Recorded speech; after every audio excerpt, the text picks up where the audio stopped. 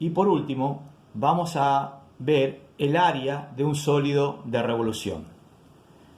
Ya habíamos explicado cuando calculamos el volumen lo que era un sólido de revolución, pero en este caso lo que nosotros queremos calcular es el área lateral del sólido de revolución. En el caso anterior nosotros hemos calculado justamente el volumen. En este caso lo que vamos a calcular es la cáscara o sea, el área lateral del sólido de revolución. Es decir, que otra vez tenemos una función y igual a f de x y la hacemos girar alrededor del eje x o alrededor del eje y. Recordando siempre que si queremos calcular el área lateral cuando gira alrededor del eje y, la función que tenemos que disponer nosotros es una función donde x está en función de y. Entonces empecemos con la demostración. Sea y igual a f de x, una función continua en el intervalo cerrado a b, y la hacemos girar alrededor del eje x, engendrando así una superficie de revolución y pretendemos encontrar su área lateral. Para ello, dividimos al intervalo cerrado a b en n subintervalo de amplitudes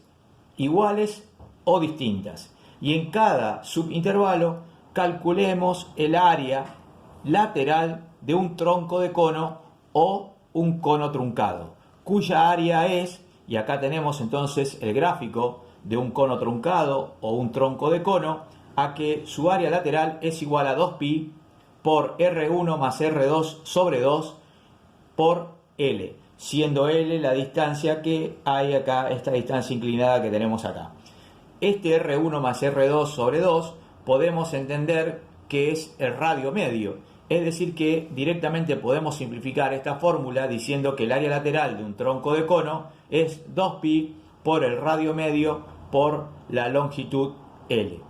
Si tomamos un intervalo genérico de los n subintervalos y calculamos el área lateral de dicho intervalo, nos quedaría de la siguiente manera. Acá hemos dibujado nosotros un intervalo genérico, como siempre, el x sub i menos 1 y el x sub i, y tenemos que justamente el f de c sub i no es nada más y nada menos que la ordenada del centro del intervalo. Y este es el valor L sub i, que ya lo habíamos calculado en el capítulo anterior cuando demostramos la longitud de un arco de curva. Entonces decimos que el f de c sub i lo podemos calcular como f de x sub i menos 1 más el f de x sub i, todo eso sobre 2. Y el L sub i no es nada más ni nada menos que la raíz cuadrada de 1 más delta i sub i sobre delta x sub i, todo elevado al cuadrado por el delta x. Por lo tanto, el área lateral de este intervalo genérico nos quedaría así, que el área lateral sub i será igual a 2pi por f de c sub i por la raíz cuadrada de 1 más delta sub i sobre delta x sub i, todo eso elevado al cuadrado por delta x sub i. Entonces podemos obtener un valor aproximado del área lateral total sumando las áreas de todos los troncos de cono. Entonces podríamos escribir que el área lateral buscada es aproximadamente igual al área lateral 1 más el área lateral 2, punto suspensivo, más el área lateral sub i, más punto suspensivo el área lateral sub n. Entonces nosotros podemos simplificar esta suma con el símbolo sumatoria y decir que el área lateral es aproximadamente igual a la sumatoria con i variando desde 1 hasta n de las áreas laterales sub i. Entonces me queda que el área lateral es aproximadamente igual a la sumatoria con i variando de 1 hasta n de 2pi por f de c sub i por la raíz cuadrada de 1 más delta i sub i sobre delta x sub i, todo elevado al cuadrado por el delta x sub i. Tanto como sucedió cuando calculamos el volumen, 2pi es una constante que la podemos extraer fuera del signo sumatoria, quedándome dicha expresión de la siguiente manera como la tenemos indicada acá.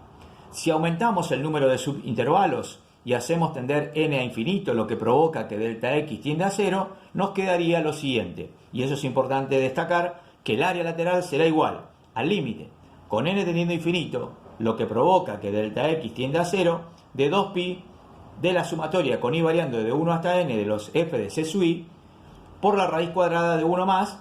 delta I sub I sobre delta X sub I, todo eso elevado al cuadrado por delta X sub I. Entonces quiere decir que cuando resolvamos este límite, me va a quedar que el área lateral no es nada más ni nada menos que 2pi por la integral definida entre A y B de la función f de x